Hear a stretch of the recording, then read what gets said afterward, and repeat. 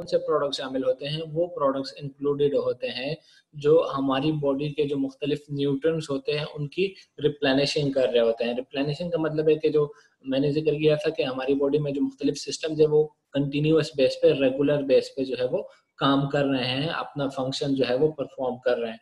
तो उन सारे एक्टिविटीज़, उन सारे सिस्टम्स को क्या चाहिए होता है, न्यूट्रंस चाहिए होते हैं, मुख्तलिफ किस्म के न्यूट्रंस चाहिए होते हैं ताकि वो सारे सिस्टम जो है अपना फंक्शन परफॉर्म करे।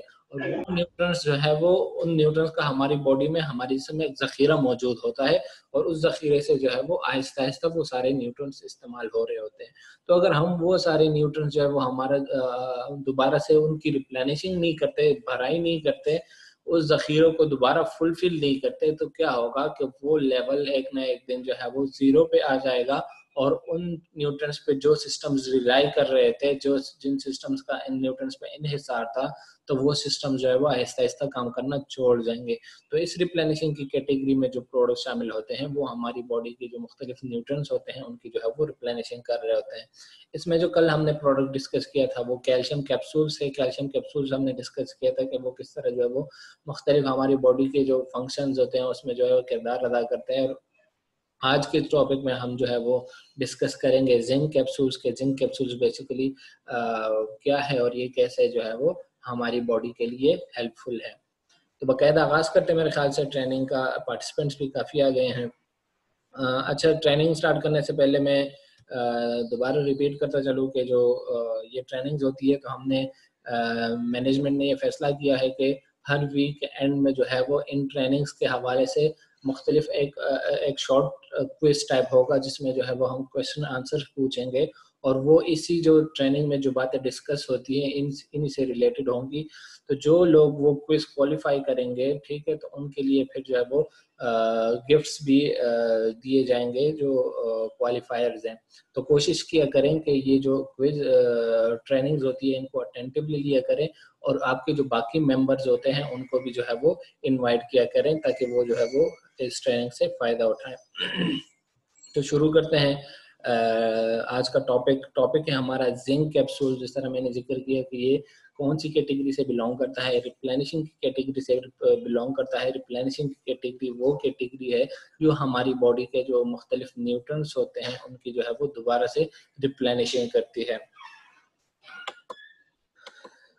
हिस्ट्री में अगर हम इसके जाए, जिंक को बेसिकली ट्रेस एलिमेंट कहते हैं। ट्रेस एलिमेंट से क्या मतलब है कि ये ट्रेस एलिमेंट हमारे बॉडी के वो एलिमेंट्स होते हैं जो छोटी मिकदार में मौजूद होते हैं, लेकिन उनकी अहमियत जो है वो बहुत ज़्यादा होती है। जिस तरह बाकी जो न्यूट्रंस होते हैं, प्रोटीन्स, कार्बोहाइड्रेट्स, विटामिन वगैरह, तो वो सारे न्यूट्रंस होते हैं और उनकी जो है वो मिकदार हमारी बॉडी में काफ़ी ज़्यादा होती है। लेकिन ये ट्रेस एलिमेंट्स क्या होते हैं, इनकी मिकदार हमारी बॉडी में बहुत कम होती है लेकिन बहुत इम्पोर्टेंट होती है। और जिंक एक ऐसा एलिमेंट है, एक ऐसा ट्रेस एलिमेंट है जिसका जो है वो हमारी बॉडी में कोई ज़ख़ीरा नहीं है। यानी जिस तरह बाकी चीज़ें जो न्यूट्रंस होते हैं, प्रोटीन्स, कार्बोहाइड्रेट्स वगैरह, वो हमारी बॉडी में ऑलरेडी एक सोर्स उनका मौजूद होता है, एक ज़ख़ीरा उनका मौजूद होता है। जब कभी बॉडी को उसकी ज़रूरत होती है तो वो आहिस्ता आहिस्ता जो है वो उससे लेते हैं और फिर हम दोबारा उसकी रिप्लेनिशिंग करते हैं। लेकिन जो जिंक है, ठीक है, जिंक एक ऐसा एलिमेंट है जिसका हमारी बॉडी में एक मतलब ज़ख़ीरा नहीं है, जो हम डेली के बेस पे जो जितना जिंक लेते हैं वही जो है वो कंज्यूम होता है। तो zinc is necessary trace element for body. All the tissues and organ contain zinc. जितने भी हमारे टिश्यूज या ऑर्गन्स हैं, ठीक है, उन सब टिश्यूज में जो है वो जिंक का इस्तेमाल होता है। उनके मुख्तलिफ स्ट्रक्चर जो कंपोनेंट्स होते हैं सेल्स के, तो उसमें भी जो है वो जिंक का किरदार होता है। Zinc can not be synthesized in body and must be ingested from outside. जिस तरह यहाँ पे जिक्र किया गया है कि जिंक जो है वो हमारी बॉडी में ना तो बनता है और ना इसका कोई ज़ख़ीरा है। हमने क्या करना है, जो बाहर जो जिंक होता है इसको बाहर से लेना होता है, यानी जो सप्लीमेंट्स होते हैं, ठीक है, हमने उसको रेगुलर बेस पे लेना होता है ताकि हमारी बॉडी में के लिए जो जिंक रिक्वायर्ड है वो पूरा हो। इसकी हिस्ट्री के बारे में डिस्कस करते हैं। At 1500 BC, people began to use zinc minerals in the treatment of skin disease.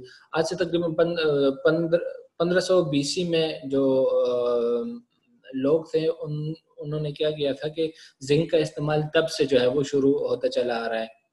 जो स्किन की कंडीशंस थी, मुख्तलिफ किस्म की जो जिल्द की जो बीमारियां थी, तो 1500 BC में भी जो है वो लोग जिंक का इस्तेमाल करते थे उन जिल्द की बीमारियों को ठीक करने के लिए। उसके बाद क्या 1934 में scientist found that animals growth need zinc. 1934 में पहली बार पता चला साइंसदानों को कि जो इंसानी ग्रोथ होता है, जो ह्यूमन डेवलपमेंट होती है, उसमें जो है वो जिंक का एक इंतहाई अहम किरदार है। ये साइंटिफिकली बात कर रहा हूँ, जो साइंस ने प्रूव की थी बाकायदा। उसके बाद 1961 में क्या हुआ, Bairasa and others found a group of people suffering from dwarfism due to zinc deficiency in Iran. Iran में जो है वो एक स्टडी हुई किन लोगों के ऊपर, उन लोगों के ऊपर जिनका जो ड्वार्फिज्म के शिकार थे, यानी जिनका कद छोटा था। ड्वार्फिज्म कहते हैं छोटे कद को। तो उनके जब मुख्तलिफ जो है वो स्टडी की गई उस ग्रुप ऑफ पीपल के ऊपर, तो उनमें जो है वो क्या पाया गया कि मोस्ट इम्पोर्टेंट जो कॉज निकला या जो वजह निकली उनके ड्वार्फिज्म की, वो जिंक की डिफिशियंसी थी। यानी उन लोगों में या उन पेशेंट्स में जिंक की कमी थी, जिसकी वजह से जो है वो छोटे कद का वो लोग शिकार रहे। उसके बाद 1961 में an US doctor Klederman found that taking zinc helps to accelerate wound healing. 1969 में ये बात सामने आई कि जिंक का जो है वो वाउंड हीलिंग में भी किरदार है। यानी जख्म की भराई जब होती है, जख्म जब दोबारा से बढ़ता है, तो इसमें जो है वो जिंक का रोल है। और ये बात जो है वो यूएस के डॉक्टर थे क्लेडरमैन, उन्होंने फाइंड आउट की, उन्होंने रिसर्च की। उसके बाद 1980s में ये पता चला कि taking zinc treated male infertility and importance successfully. 1980s में ये बात साबित हुई कि जो जिंक है वो जो है वो इफेक्टिवली बांझपन के लिए, या जो नामर्दी होती है, तो उसमें जो है वो ये बात साइंटिफिकली प्रूव की गई कि जिंक बांझपन में या इनफर्टिलिटी में जो है वो हेल्पफुल है और उसको जो है वो हेल्प आउट करता है। इसके बाद जिंक का किरदार, जिंक का रोल हमारी बॉडी में क्या क्या रोल है, क्या क्या किरदार है जिंक एलिमेंट का, वो डिस्कस करते हैं। Zinc takes part in synthesizing of over 300 enzymes. हमारी बॉडी में मुख्तलिफ एंजाइम्स होते हैं। एंजाइम्स का क्या काम होता है कि वो जो मुख्तलिफ प्रोसेसेस होते हैं हमारी बॉडी में, जो प्रोटीन की सिंथेसिस होती है, प्रोटीन्स की डिग्रेडेशन होती है, मेटाबॉलिज्म होती है, ऑक्सीजन का ले जाना आना होता है, ये सारे मुख्तलिफ किस्म के फिजियोलॉजिकल फंक्शंस होते हैं।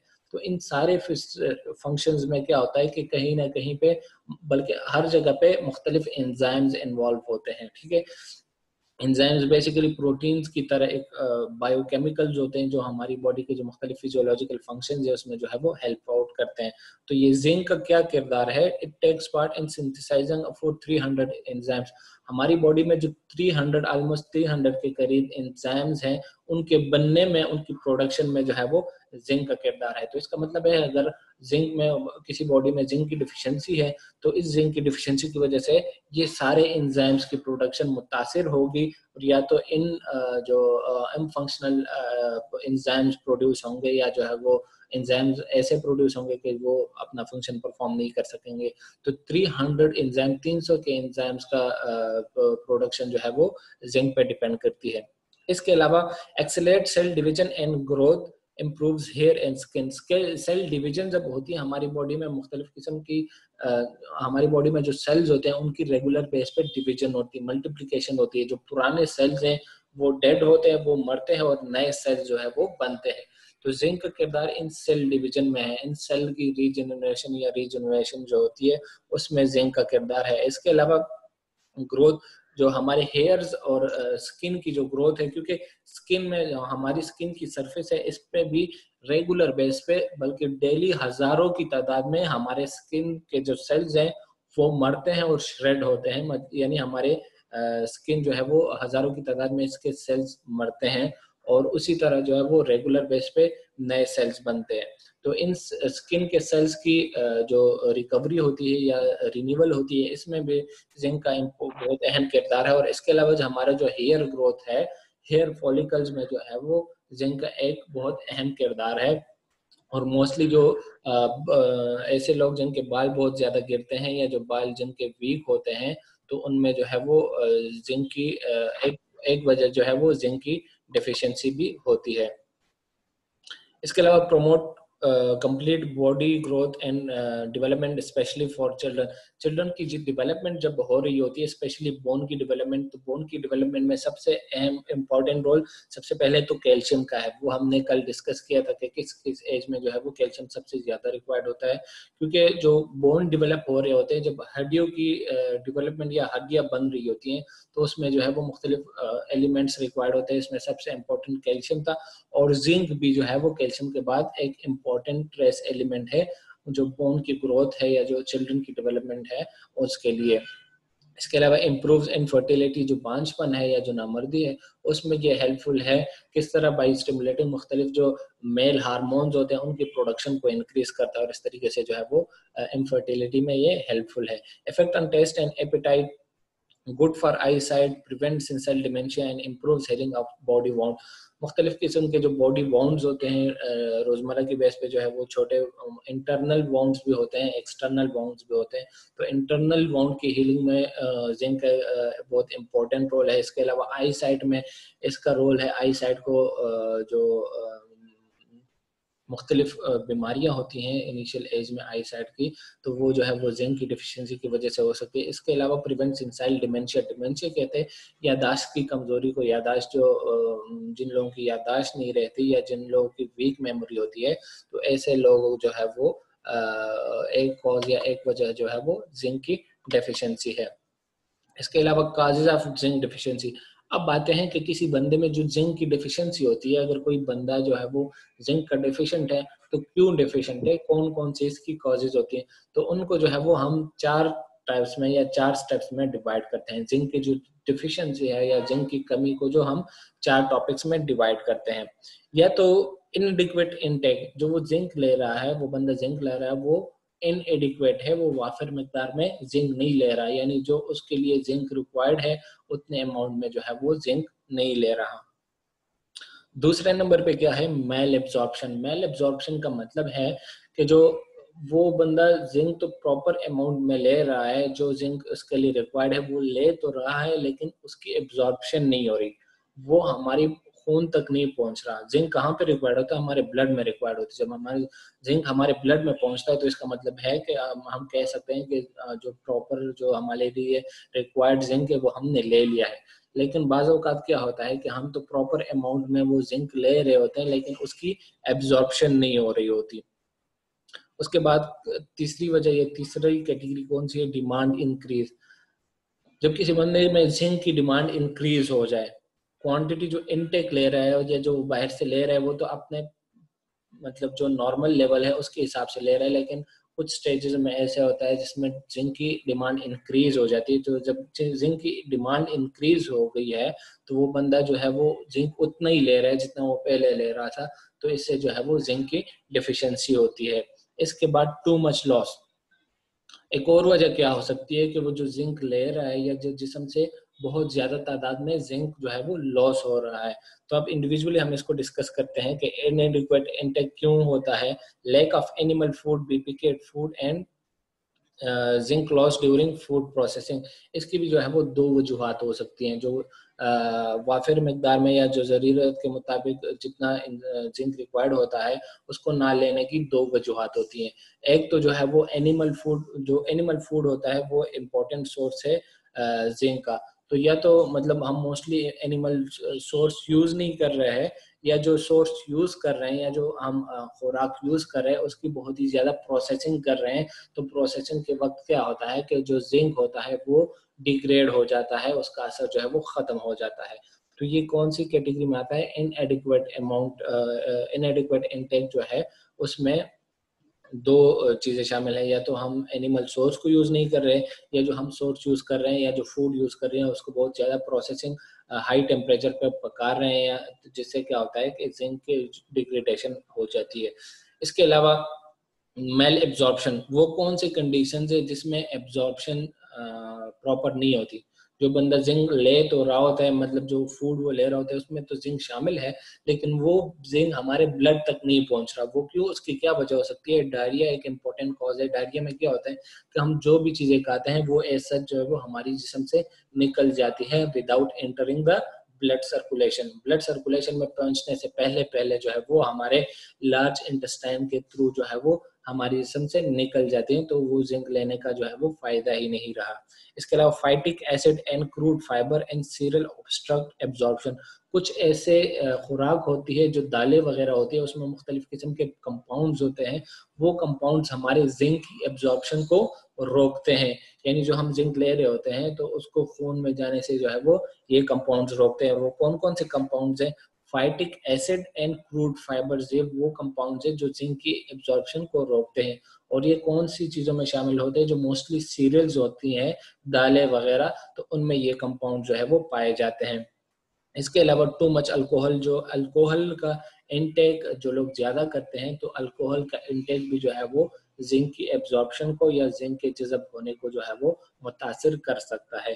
तो ये दूसरी जो हेडिंग थी मेल एब्जॉर्प्शन की, वो हमने डिस्कस की। इसके बाद इंक्रीज डिमांड, बाज़ों का ऐसी कंडीशन अराइज हो जाती है जिसमें अक्सर जो जिंक की डिमांड है वो इंक्रीज हो जाती है। वो कौन सी स्टेज होती है? जब रैपिड ग्रोथ ऑफ चिल्ड्रन, जब बच्चों की डेवलपमेंट हो रही होती है, मुख्तलिफ बोन्स बन रहे होते हैं, उनके मुख्तलिफ ऑर्गन्स बन रहे होते हैं, तो उस डेवलपमेंट, उस बोन की डेवलपमेंट के लिए जो है वो जिंक रिक्वायर्ड होता है। और जब डेवलपमेंट ज़्यादा हो रही होती है, जब जाहिर बात है बच्चों का ऐसा स्टेज होता है जिसमें जो है वो क्या होता है कि बोन की रेगुलर बेस पे जो है वो डेवलपमेंट हो रही होती है, तो उस हिसाब से जो है वो जिंक भी नॉर्मल लेवल से उनके लिए ज़्यादा रिक्वायर्ड होता है। इसके अलावा mail nutrition recovery period and post operative tissue restoration process, बाज़ औक़ात एडल्ट जो होते हैं उनकी मतलब वो उसके बाद कोई ऑपरेशन के बाद, पोस्ट ऑपरेटिव कहते हैं कोई सर्जरी के बाद, उनके जो ये सर्जरी हो गई या कोई और जख्म उनको लग जाते हैं, तो उन जख्म की रिकवरी में क्या होता है कि जिंक बहुत, क्योंकि मैंने जिक्र किया था कि जिंक का वाउंड की रिकवरी में, वाउंड हीलिंग में, जख्म के दोबारा भरने में जो है वो जिंक का किरदार है। तो ऐसे लोग जो या तो किसी सर्जरी के बाद मतलब सर्जरी के बाद या फिर किसी और तरीके से उनको जख्म लग गए हैं, कट्स वगैरह लग गए हैं, तो उस जख्म की रिकवरी में जो है वो जिंक की डिमांड इंक्रीज हो जाती है। इसके अलावा टू मच लॉस, लॉस कैसे होता है कि loss from blood, recurrent bleeding, haemolysis, loss from skin extensive burn and loss from urine, मुख्तलिफ कंडीशंस होती है जिसमें जो है वो जिस्म से जिंक लॉस होता है। यानी ओवर एक्सेसिव स्वेटिंग, जब बहुत ही ज़्यादा पसीना होता है तो उसमें जो है वो जिंक लॉस होता है, या जो किसी से बहुत ज़्यादा ब्लीडिंग होती है तो ब्लीडिंग में जिंक लॉस होता है। इसके अलावा यूरिनेशन में जो है वो उसमें जिंक लॉस होता है। तो ये 4 कैटेगरीज थी जिससे जो है वो हमारी बॉडी में जिंक की डिफिशियंसी वाक़या हो सकती है। हेलो, अब जिंक की वालेकुम सलाम, अम्मा क्या हाल है? जिंक डिफिशियंसी इन चिल्ड्रन, अब आते हैं कि बच्चों में जो है वो कितने अमाउंट में जिंक की डिफिशियंसी है। 60% of children daily intake of zinc is less than half of the WHO recommended allowance. जो WHO का रिकमेंडेड अलाउंस है, डेली रिकमेंडेड अलाउंस, तो 60% जो चिल्ड्रन का इनटेक है, जो 60% जो चिल्ड्रन है उनका इनटेक हाफ के भी नहीं है। जो WHO का रिकमेंडेड गाइडलाइंस है, रिकमेंडेड डेली अलाउंस है 15 mg ऑफ जिंक, तो उसके जो है वो हाफ तक भी ये 60% ऑफ चिल्ड्रन का जिंक जो इनटेक है वो उसको कंप्लाई नहीं करता। The daily zinc intake of children with age 1 to 6 is only 50% of the dietary standard. और जो 1 से लेकर 6 साल तक जो लोग जो बच्चे जिंक ले रहे हैं, तो उनका इनटेक जो है वो डाइटरी स्टैंडर्ड जो है, एक तो WHO का अपना एक स्टैंडर्ड है, WHO ने अपनी गाइडलाइंस जो है वो RDA जिसे कहते हैं, recommended daily allowance by WHO, तो एक तो वो है। इसके अलावा मुख्तलिफ रेगुलेटरी अथॉरिटीज और भी होती हैं, तो उन सब रेगुलेटरी अथॉरिटीज का जो ने जो जिंक का लेवल मुख्तस किया है, ठीक है, तो वो जो बच्चे आजकल जिंक ले रहे होते हैं वो उसका 50% या उसके आगे भी नहीं है। तो उससे आप अंदाजा लगा सकते हैं कि कितने बच्चे जो है वो जिंक की डिफिशियंसी का शिकार है। तो children's zinc deficiency rate in China reach 60%। और चाइना जैसे मुल्क में जो जिंक की डिफिशियंसी, जो चाइना के मतलब बहुत ज़्यादा हेल्थ कॉन्शियस लोग हैं, तो उस जैसे मुल्क में जो है वो जिंक की डिफिशियंसी इतनी है कि वहाँ के 60% बच्चे जो है वो जिंक की डिफिशियंसी का शिकार है। तो आप सोचें कि जो हमारे पाकिस्तान में जो है वो ये फिगर कितना होगा। इसके अलावा hazards of zinc deficiency, zinc deficiency या जिंक की कमी के जो है वो कौन कौन से नुकसान हैं इन चिल्ड्रन में। मेंटल रिटार्डेशन, दिमागी कमजोरी, जो जिंक की डिफिशिएंसी है या जिंक की कमी है वो मेंटल रिटार्डेशन करती है। आपके जो बच्चे हैं, बच्चों की जो मेंटल लेवल है तो उसकी जो है वो उसमें कमी आती है, यानी उनका माइंड जो है या उनका ब्रेन फुली डेवलप नहीं होता। इसके अलावा ग्रोथ रिटार्डेशन, उनके ग्रोथ में कमी आती है, वो जो है वो ड्वार्फिज्म या छोटे कद का शिकार हो सकते हैं। लो बोन डेंसिटी, उनके बोन की जो हड्डियों की डेंसिटी है, ठीक है, तो हड्डियों की डेंसिटी मुतासर हो सकती है, यानी कि उनके जो बोन डेवलप होंगे, जो हड्डियां डेवलप होंगी वो कमजोर होंगी। इसके अलावा भूख का ना लगना, एनोरेक्सिया, एनोरेक्सिया का जो है वो जिंक की डिफिशिएंसी की वजह से एनोरेक्सिया हो सकता है। एनोरेक्सिया के बाद क्या होगा कि वो बच्चे की भूख नहीं लगती और वो फिर जो है वो बाकी न्यूट्रिएंट्स भी नहीं लेते और इस तरीके से जो है वो मुख्तलिफ कंडीशंस के या मुख्तलिफ बीमारी जो है उन पर अटैक करती हैं। पेरोक्सिया एक पेरोक्सिया वो कंडीशन है जिसमें जो है वो मोस्टली जो बच्चे होते हैं वो ज़्यादा जो जंक फूड है उनकी तरफ जो है उनकी तलब होती है, और जो नॉर्मल ऑर्गेनिक फूड है उसकी जो तरफ जो है वो मोस्टली नहीं खाते। तो ये कंडीशन भी जो है वो जिंक की डिफिशिएंसी की वजह से हो सकती है। इसके अलावा skin and mucous membrane changes, हमारे स्किन एंड म्यूकस मेम्ब्रेन में मुख्तलिफ चेंजेस आ सकती हैं, मुख्तलिफ डिजीज जो है वो स्किन एंड म्यूकस मेम्ब्रेन की जो है वो हो सकती है। स्किन असल में जो बैरूनी जिल्द जिसे हम जिल्द कहते हैं स्किन, वो है। एंड म्यूकस मेम्ब्रेन हमारी जो नॉस्ट्रिल्स होते हैं या जो हमारा नॉस्ट्रिल जो नाक की नालियां होती हैं और स्टमक की जो लाइनिंग होती है, खुराक की जो नाली है, तो इस लाइनिंग में एक मेम्ब्रेन, एक लेयर सी होती है, ठीक है।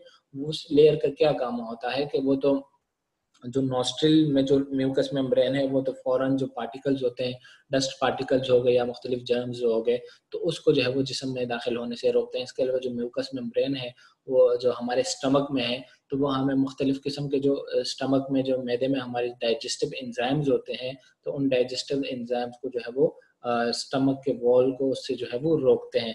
तो ये स्किन और म्यूकस मेम्ब्रेन जो है वो डैमेज हो सकता है जिंक की डिफिशियंसी, जिंक की कमी की वजह से। इनफेक्टिबिलिटी, बच्चों को जो है वो मोस्टली इन्फेक्शन जल्दी हो सकते हैं क्योंकि जो उनका मुदाफ़ित निज़ाम है वो कमज़ोर हो सकता है और उन पे जो है वो मुख्तलिफ जर्म्स इजीली अटैक कर सकते हैं। निक्टोलोफिया वो कंडीशन है जिसमें जो है वो मोस्टली जो अंधेरे की जो नज़र है, जो रात के अंधेरे में मतलब वो प्रॉपर नज़र नहीं आता, तो ये विजन की यानी आंखों की कमज़ोरी बेसिकली होती है। Hazards of zinc deficiency in main, मर्दों में जो है वो जिंक की डिफिशिएंसी के कौन कौन से नुकसान हो सकते हैं। तो सबसे पहले हेयर लॉस, जो बालों का गिर जाना है उसका जो है वो जिंक की डिफिशिएंसी की वजह से हो सकती है, क्योंकि जिंक का जो है वो हेयर की डेवलपमेंट में या हेयर के ग्रोथ में जो है वो बहुत इंपॉर्टेंट रोल है, और ये जो हमारी हेयर फॉलिकल्स है उसमें जो है वो जिंक रिक्वायर्ड होता है। इसके बाद जो है वो स्किन एंड म्यूकस लेजन्स,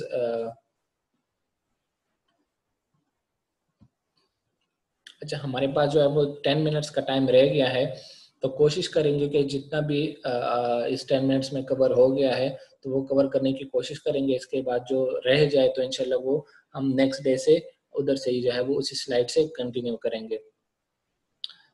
अच्छा तो और ये इसलिए ताकि जो मतलब जो यहाँ पे जो चीज़ डिस्कस हो रही है तो आप उसको जो है वो मतलब अटेंटिवली उसको लें और वो टॉपिक जो है वो आप पे बर्डन ना पड़े।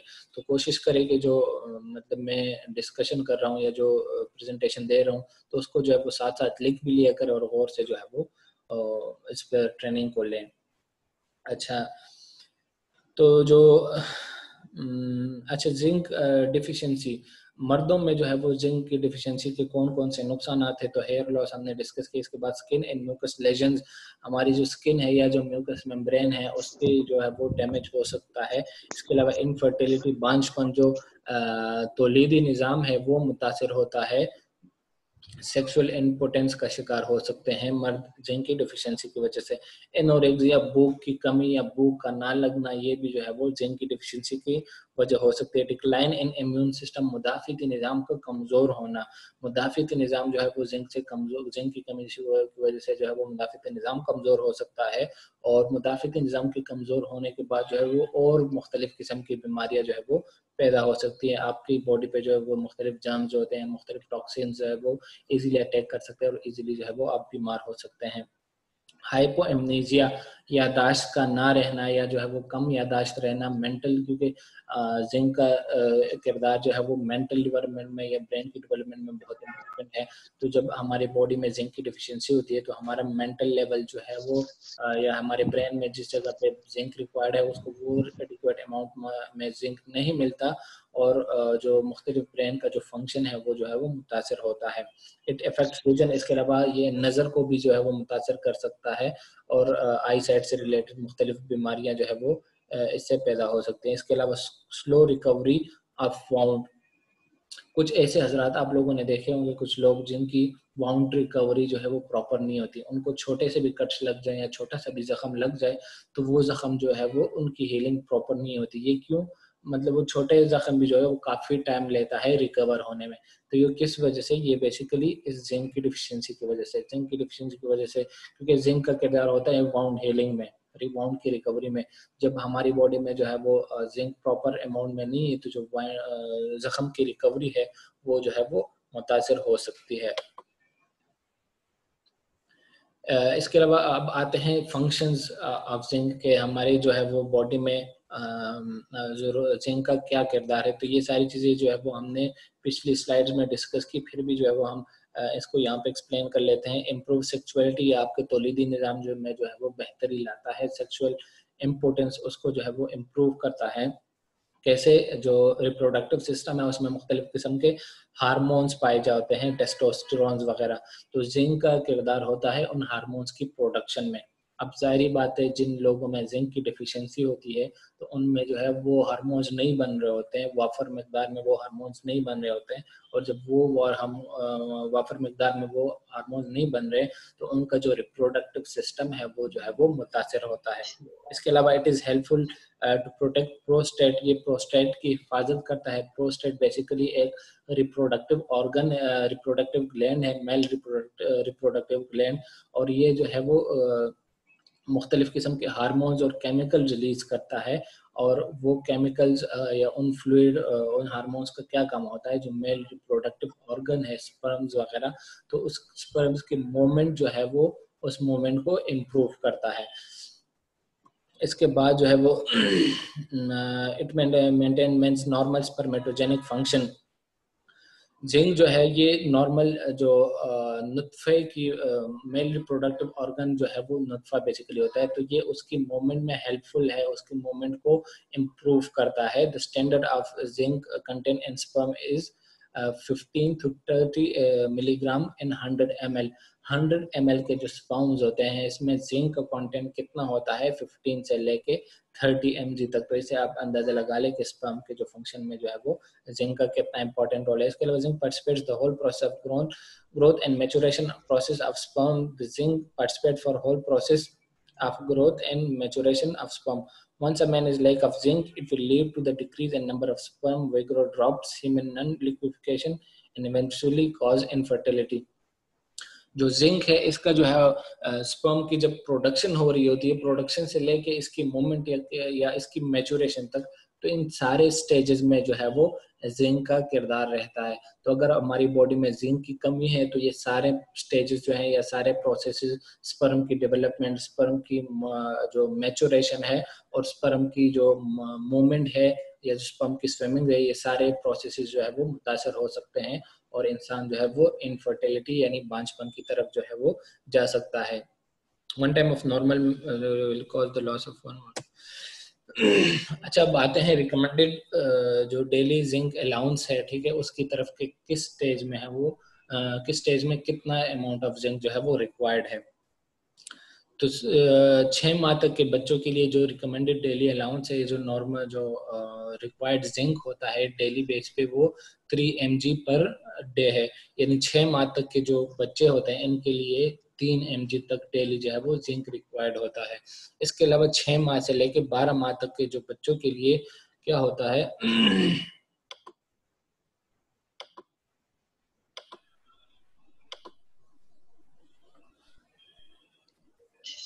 जी कलबिया अब्बास साहब, आपका कोई क्वेश्चन है, कोई सवाल है? जी अस्सलाम वालेकुम सर। वालेकुम अस्सलाम। मेरी जी सर, मेरा सवाल ये है कि 3 मिलीग्राम जिंक के लिए कितने कैप्सूल की डोजेज बनेगी? काइंडली ये साथ साथ गाइड कर दीजिए, बहुत शुक्रिया। अच्छा, ये आगे आएगा, जो एंड वाली स्लाइड है उसमें आपको प्रॉपर जो इसकी डोजेज फॉर्म है हमारी कैप्सूल्स की, तो वो डोजेज फॉर्म जो है वो डिस्कस हो जाएगी एंड में। ओके डियर सर, बहुत शुक्रिया। 6 से लेकर 7 माह 12 माह तक के बच्चों के लिए जो है वो 5 mg ऑफ जिंक रिक्वायर्ड होता है, जबकि 10 साल तक के बच्चों के लिए 10 mg और 10 से ऊपर साल के बच्चों के लिए जो है वो 15 mg का जिंक रिक्वायर्ड होता है। 10 से अबव ईयर के जो चिल्ड्रन होते हैं, तो उनमें जो है वो सेक्सुअल डेवलपमेंट हो रही होती है, उनका जो रिप्रोडक्टिव सिस्टम है उसकी डेवलपमेंट हो रही होती है। तो उस डेवलपमेंट की वजह से उनमें जो ऑक्सीजन जिंक की डिमांड है वो इंक्रीज हो जाती है। इस वजह से जो है वो स्टेज में जिंक की सबसे ज्यादा अमाउंट जो है वो रिक्वायर्ड होती है। अब आते हैं कि फूड कंटेनिंग जिंक, ऐसे कौन से सोर्सेज हैं जिसमें जो है वो जिंक की तादाद ज़्यादा होती है। तो जो कंपैरेटिवली अगर हम बात करें तो जो एनिमल सोर्सेज हैं, एनिमल सोर्सेज होते हैं, और एनिमल में स्पेशली सीज फिशेज जो होती हैं उसमें जो है वो जिंक की कंटेंट जो है वो ज़्यादा होती है as compare to plant sources. The content is more than 10 mg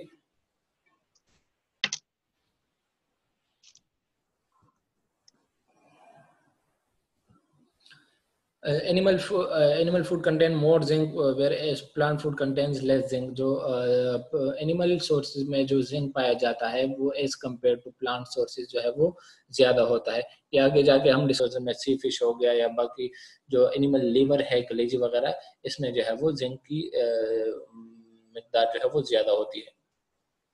अब डिटेल में आते हैं स्लाइड नंबर 12 की तरफ, जिसमें किसकी बात का जिक्र हुआ है, sources of zinc in food, कि हमारे खुराक में, हमारे फूड में जो है वो जिंक के सोर्सेज, मतलब ऐसा कौन सा खुराक है जिससे जो है वो हम जिंक हासिल कर सकते हैं। तो जिस तरह मैंने जिक्र किया कि हमारी बॉडी में जिंक की रिक्वायरमेंट क्या है, 10 से अबव पर्सन्स के लिए जो है वो, या 10 ईयर से अबव एज के इंडिविजुअल्स के लिए जो जिंक की रिक्वायरमेंट है वो है 15 mg पर डे, यानी डेली के हिसाब से 15 mg का जिंक। अब देखते हैं कि ये 15 mg का जिंक जो है वो ये कितने हमारे खुराक के कितने हिस्से में जो है वो पाया जाता है। तो अगर हम मीट के साथ इसकी कंपैरिजन करें तो 1.25 mg, 1.25 किलोग्राम का गोश्त जो है वो, उसमें 15 mg तक का जिंक होता है। यानी आप अंदाजा लगा लें, अगर आपने जिंक की डेली रिक्वायरमेंट पूरी करनी है तो आपने 1.25 किलो गोश्त जो है वो रोजमर्रा के हिसाब से यूज करना है। अगर आपने ये जिंक की रिक्वायरमेंट फिश से पूरी करनी है तो फिश में जो है वो, जो क्रैब फिश में, उसमें 0.7 किलोग्राम, यानी 0.25 किलो का फिश अगर आप लेंगे तो उसमें जो आपकी डेली रिक्वायरमेंट है वो पूरी होगी। यानी एक जिंक की रिक्वायरमेंट, 15 mg की रिक्वायरमेंट पूरी करने के लिए जो है वो आपने 0.25 किलो का फिश लेना होगा। अगर आप ये वेजिटेबल से यूज करना चाहते हैं, जो एग प्लांट या जिसे बैंगन हम कहते हैं, तो 3 किलोग्राम अगर हम बैंगन ले तो उसमें जो रिकमेंडेड डेली अलाउंस है वो पूरा होता है। यानी 15 mg ऑफ जिंक लेने के लिए अगर हम बैंगन ले रहे हैं तो हमने जो है वो 3 किलो का बैंगन जो है वो इस्तेमाल करना है। इसी तरह से अगर सेब से, अगर नॉर्मल जो वीट है, गंदम है, उससे हम पूरा कर रहे हैं अपना जिंक, तो उसके लिए जो है वो हमने 2.15 किलो तक जो है वो, यानी 2 किलो तक वीट या गंदम जो है वो हमने इस्तेमाल करना होगा। और अगर हम एप्पल यानी सेब से पूरा करना चाहते हैं तो रिकमेंडेड डेली अलाउंस पूरा करने के लिए, 15 mg ऑफ जिंक पूरा करने के लिए हमें रिक्वायर्ड होंगे कितने, 11.5 यानी 11.5 किलो का सेब जो है वो रिक्वायर्ड होगा, ताकि वो हम जो अपनी जिंक की डेली रिक्वायरमेंट है वो पूरी करें। तो इससे आप अंदाजा लगा लें कि ये जो है वो कितना हेक्टिक है और कितना एक्सपेंसिव है और कितना जो है वो आपको फायदा दे सकता है। Comparison of common zinc preparation, zinc की ऐसी कौन सी प्रिपरेशन अवेलेबल है जो मुख्तलिफ प्रोडक्ट्स में, तो वो दो टाइप्स की प्रिपरेशन इसकी अवेलेबल है, एक ऑर्गेनिक जिंक एंड दूसरा इनऑर्गेनिक जिंक। इनऑर्गेनिक जिंक में कौन कौन से कंपाउंड शामिल है, तो zinc lactate, zinc oxide, zinc carbonate and zinc sulphate, ये सारे जो है वो इनऑर्गेनिक जिंक के जो है वो अकसाम है। लैक्टिक जो उसके लिए जिंक के जो हम लेते हैं उसके लिए, ठीक है। The typical one is zinc sulfate, but the human body absorption rate is only 7%, which will cause nausea and vomiting as well as other adverse gastrointestinal reaction. Most common इनमें से यूज होता है, ठीक है, जो मोस्ट कॉमन कंपाउंड यूज होता है वो क्या है, जिंक सल्फेट। जिंक सल्फेट है and but the human body absorption rate is only 7%। लेकिन इसमें मसला क्या है जिंक सल्फेट में, कि बॉडी से इसकी एब्जॉर्प्शन जो है वो कम होती है। यानी जिंक तो हमारी बॉडी में चला जाता है, लेकिन उसका जो ट्रांसफर होता है ब्लड के साथ, ब्लड में ये जब ये जिंक जाता है तो वो कम तादाद में जो है वो जिंक जाता है इसमें, इसीलिए कहते हैं कि इसमें जो वो जिंक के एब्जॉर्प्शन की खराबी है।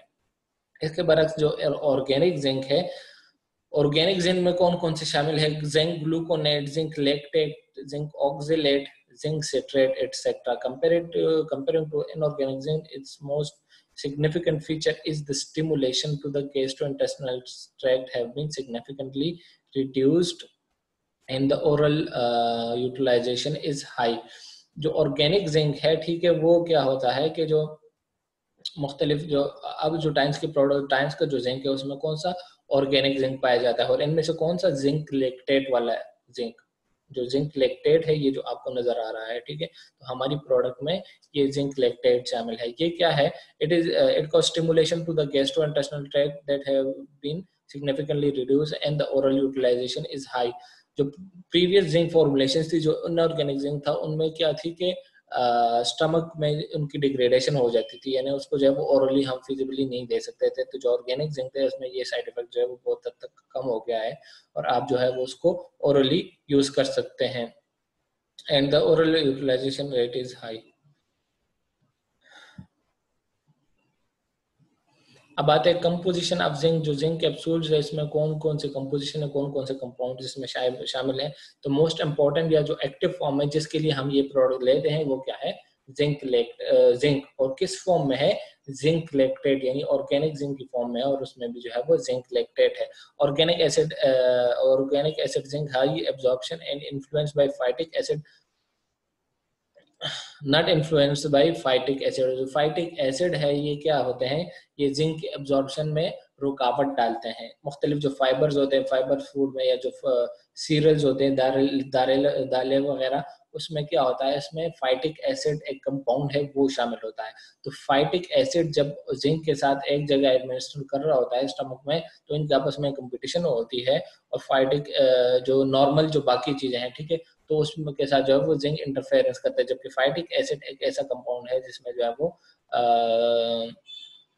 जो इसमें पाया जाता है जिंक के कैप्सूल्स में, तो वो जिंक के एब्जॉर्प्शन के साथ इंटरेक्ट नहीं करता और इसकी एब्जॉर्प्शन को एनहांस करता है। It is the best of the zinc supplement in the market. और ये जितने भी जिंक के सप्लीमेंट शामिल है, जो बाकी जिंक के सप्लीमेंट्स हैं, तो ये जिंक जो है वो इनमें से सबसे बेस्ट है। इसके अलावा इसमें एग प्रोटीन्स पाए जाते हैं विच जो क्या करते हैं, इनहांस जिंक एब्जॉर्प्शन, जो जिंक की एब्जॉर्प्शन में मदद देते हैं। एग प्रोटीन जो इसमें इनकॉर्पोरेट किए गए, जो एग प्रोटीन्स में डाले गए हैं, वो हमारे जिंक की जो एब्जॉर्प्शन होती है, यानी ब्लड तक पहुंचना, एक तो चीज हम लेते हैं मुंह के थ्रू जो है वो हमारे स्टमक में जाती है। अब स्टमक तक महदूद रहना इसका काम नहीं, इसने पूरी बॉडी तक पहुंचना है, ठीक है।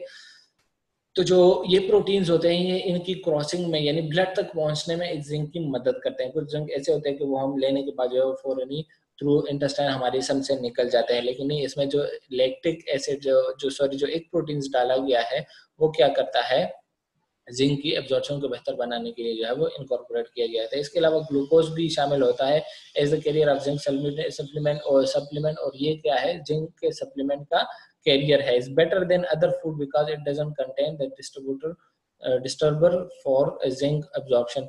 और ये सबसे बेस्ट फूड इसलिए है विद अलोंग विद जिंक के, ये जिंक की एब्जॉर्प्शन को या जिंक के मेटाबॉलिज्म को जो है वो इफेक्ट नहीं करता, यानी अपना काम जो है वो ये करता है और उसकी फंक्शन में इंटरफेरेंस नहीं देता। जिंक के फंक्शंस क्या है ओवरऑल अगर हम शॉर्टकट में बात करें तो बेनिफिट्स विजन डेवलपमेंट, ये आपकी जो बसारत है या जो आपकी नज़र है उसको जो है वो बेहतर बनाता है। इसके अलावा इम्प्रूव्स एपेटाइट एंड गेस्टेशन, जो आपके एपेटाइट का जो भूख लगना है या जो जिन लोगों को भूख लगी हुई है तो ये उनके लिए बेस्ट है और एपेटाइट को जो है वो भूख को मिटाता है। इसके अलावा प्रमोट टिश्यू रीजनरेशन, ये टिश्यू रीजनरेशन में जो है वो हेल्पफुल है, जो हमने पिछली साइड में डिस्कस किया था कि जिंक का रोल किस चीज में है, वाउंड्स में, वाउंड की हीलिंग में। अब वाउंड की हीलिंग में क्या होता है, वो टिश्यूज होते हैं, उन टिश्यूज की रीजनरेशन होती है, तो ये जिंक जो है वो उनकी रीजनरेशन में हेल्पफुल होता है। इसके अलावा principal various participate various physiological digestion function, strengthen immune system, ये आपके मुदाफिती निज़ाम को बेहतर बनाती है। बेनिफिट विजन, ये आपके नज़र को ठीक करती है, आपके नज़र को बेहतर बनाती है। प्रोटेक्ट स्किन, आपके जिल्द को प्रोटेक्ट रखती है, जिल्द को बचाती है।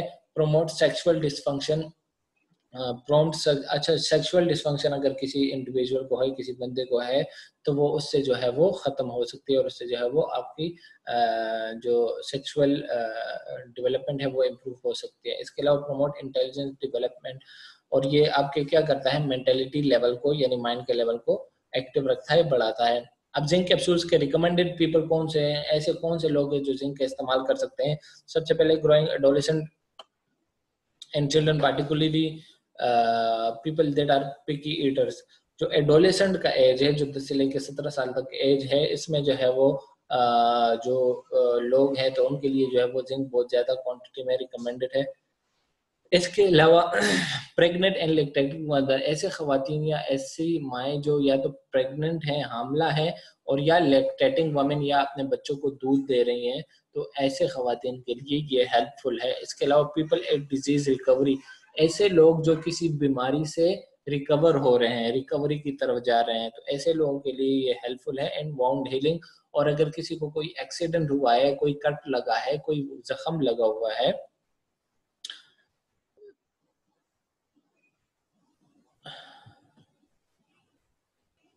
तो उसमें जो है वो वाउंड हीलिंग में जिंक का किरदार रहता है।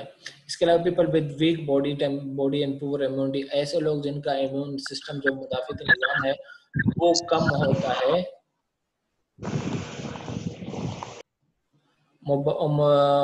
जो मुदाफिती निज़ाम है वो कम होता है, और ऐसे इंडिविजुअल जो है वो इजीली बीमार होते हैं और छोटी मोटी जो वायरसेस और बैक्टीरिया है वो उन पे इजीली अटैक कर सकते हैं। वेजिटेरियंस, ऐसे लोग जो प्लांट सोर्सेज का ज़्यादा इस्तेमाल करते हैं, क्योंकि प्लांट सोर्सेज में जिंक इतना नहीं पाया जाता, जो एनिमल सोर्सेज है उसमें ज़्यादा तादाद में जिंक होता है, तो जो वेजिटेरियंस हैं उनके लिए भी जो है वो ये रिकमेंडेड है। इसके अलावा people with mild nutrition and poor gastrointestinal absorption, ऐसे लोग जो माइल्ड न्यूट्रिशन का शिकार है, यानी उनको प्रॉपर ग़िज़ा नहीं मिल रही, जो न्यूट्रिएंट्स के लिए डेली बेसिस पे रिक्वायर्ड होते हैं वो न्यूट्रिएंट्स इसको नहीं मिल रहे हैं। एंड पुअर गैस्ट्रोइंटेस्टिनल एब्जॉर्प्शन, और ऐसे कुछ लोग भी होते हैं जिनकी एब्जॉर्प्शन का मसला है, यानी इंटेस्टिनल एपिथेलियम में जो है वो कोई प्रॉब्लम होती है, तो उस वजह से जो है वो जिंक जो है वो ऐसे लोगों में रिकमेंडेड है। मेथड, अब आपने इसको इस्तेमाल कैसे करना है? Take it with warm water, नीम गर्म पानी के साथ लेता है ट्वाइस अ डे। 10 साल से जो कम बच्चे हैं उन्होंने जो है वो ट्वाइस अ डे, बल्कि ट्वाइस 2 टाइम्स, 2 टाइम्स मतलब सुबह, और 2 टाइम्स जो है वो शाम को, यानी एक दिन में 4 कैप्सूल लेने होते हैं। अब जो 2 से लेके जो 10 साल से ऊपर के लोग हैं तो उन्होंने 3 to 4 capsules 3 times a day लेनी है, यानी 3 सुबह, 3 दोपहर और 3 शाम को। तो ये एडल्ट्स के लिए जो है वो तरीक़ेकार है, जो इस्तेमाल का तरीक़ेकार था कि बच्चों ने कैसे इस्तेमाल करना है और जो एडल्ट्स हैं उन्होंने कैसे इस्तेमाल करता है। जिंक क्या है? These are called the flower capsules, जिंदगी को यानी जिंदगी की फूल कहा गया है। Healthy growth starting with zinc, आपने जो है वो अपनी हेल्थी ग्रोथ अगर आपने हेल्थी रहना है, सब हेल्थ की लाइफ से गुजरना है, ठीक है, तो आपने क्या करना है, फौरन जिंक को स्टार्ट कर देना है। Zinc capsule for women increasing your vitality. इसके अलावा अब एक सेल्फ एग्जामिनेशन डिफिशिएंसी है, एक प्रोफॉर्मा टाइप बनाया हुआ है जिसमें आप अंदाजा लगा सकते हैं कि किसी बंदे को जो जिंक की डिफिशिएंसी है कि नहीं है। तो सबसे पहले कंडीशन कौन सी है? एनोरेक्सिया भी सबसे पहले कौन सी है? बीपी कैट फूड एनोरेक्सिया, जो बच्चे होते हैं तो उनका भूख ना लगना या जंक फूड्स की तरफ ज्यादा रुझान रहना जो है वो, अगर ऐसे कोई है तो इसका मतलब है कि वो जिंक की डिफिशियंसी के लिए जो है वो एक कैंडिडेट है। इसके अलावा ईट स्ट्रेंथ थिंग, मुख्तलिफ जो अजीब गरीब किस्म के जो है वो चीजें खाना, यानी रेत हो गया, उसके अलावा बाइटिंग नेल्स, नेल्स को बार बार करना, क्लॉथ्स को अपने चबाना, तो ये सारी क्या है, ये एक स्ट्रेंज चीजें हैं, एक मतलब अनएक्सप्लेन फिनोमेना है जो किसकी वजह से हो सकती है? जिंक की डिफिशियंसी की वजह से। इसके अलावा slow growth, the height is 3 to 6 centimetre lower than other children in the same group. जो जिंक की डिफिशियंसी है ये आपके जो है वो ग्रोथ को भी डेवलप कर सकती है। अगर आपको जो है वो एज या आपकी हाइट, जो आपके बाकी जो बैचमेट्स हैं या जो फेलो मेंबर्स हैं उनसे अगर जो है वो आपकी हाइट कम है, तो ये इसका मतलब है कि it is because of zinc deficiency. इसके अलावा hypo activity free, hypo activity क्या है कि मुदाफित निज़ाम को वीक हो जाना, जिस तरह मैंने जिक्र किया कि मुदाफित निज़ाम जब वीक होगा तो मुख्तलिफ वायरस और बैक्टीरिया जो है वो हम पे इजीली अटैक कर सकते हैं। इसके अलावा white spot on nails, geographic tongue irregular and white graphics in the unit fur. इसके अलावा आपके टंग पे यानी जबान पे मुख्तलिफ किस्म के वाइट डॉट्स या वाइट धब्बे जो है वो पड़ जाते हैं। इसके अलावा hyperactivity, slow response and lack of concentration, poor learning ability, ऐसे लोग जिनकी लर्निंग एबिलिटी पुअर है या जो किसी चीज पे प्रॉपर फोकस नहीं कर पाते, and slow response and hyper activity, यानी बहुत ही ज्यादा ओवर एक्टिव होते हैं और उसका रिस्पॉन्स जो है वो कम होता है। इसके अलावा चिल्ड्रंस के लिए जो है वो सेल्फ एग्जामिनेशन की efficiency, any visual problem decrease visual acuity which can lead to vision problems, night blindness, nearsightedness, fatigueness, antagonism, skin lesions if there is trauma। अच्छा, बच्चों में क्या होता है कि मुख्तलिफ विजुअल प्रॉब्लम्स होती है, यानी आंखों की कमजोरी होती है, नज़र का चले जाना या नज़र वीक होना, तो ये एक जिंक की डिफिशियंसी होती है। इसके अलावा स्किन में लीजन, मुख्तलिफ स्किन पे जो है वो लीजन्स बन जाती हैं, जख्में बन जाती हैं, तो इट इज़ बिकॉज, यानी फिर उसकी रिकवरी जो है प्रॉपर नहीं होती, तो it is due to zinc. इसके अलावा adolescent such as low level of testosterone, ऐसे इंडिविजुअल, ऐसे लोग जिनका हार्मोनल लेवल जो है वो सेक्स हार्मोनल लेवल बहुत ज्यादा कम है, तो उनके हार्मोनल लेवल को जो है वो एनहांस करता है। इसके अलावा children can be regarded as zinc deficient if with any three of the above conditions.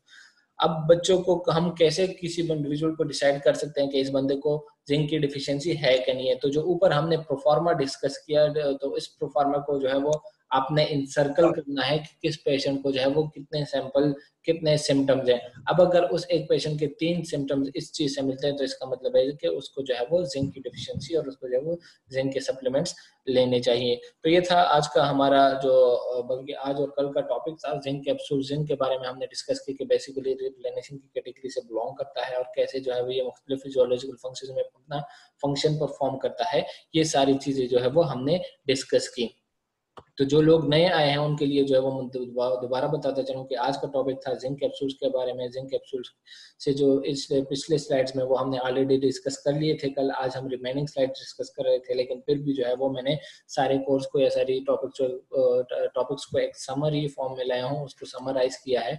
और इसके अलावा एक अनाउंसमेंट भी जिन लोगों ने नहीं सुनी रिगार्डिंग द क्विज के हवाले से, कि जो ट्रेनिंग्स हम यहाँ पे अरेंज कर रहे हैं, तो मंथ के एंड या जो सॉरी वीक के एंड में जो है वो इन सारी ट्रेनिंग्स की इन सारे ट्रेनिंग्स का एक टेस्ट टाइप होगा, क्विज टाइप, जिसमें जो है मैं मुख्तलिफ क्वेश्चंस आपसे पूछूंगा इस टॉपिक के हवाले से, इस प्रोडक्ट के हवाले से जो हमने ऑलरेडी डिस्कस किया है।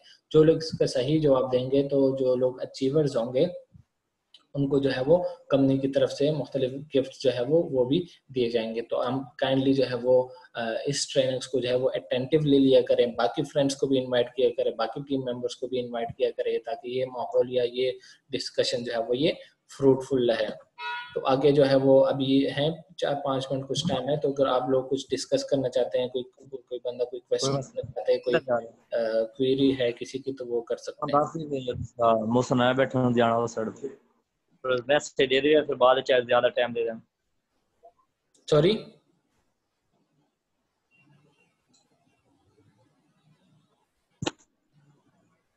जी, राना मोहसिन साहब क्या कह रहे हैं आप? सॉरी आपके बात क्लियर नहीं है।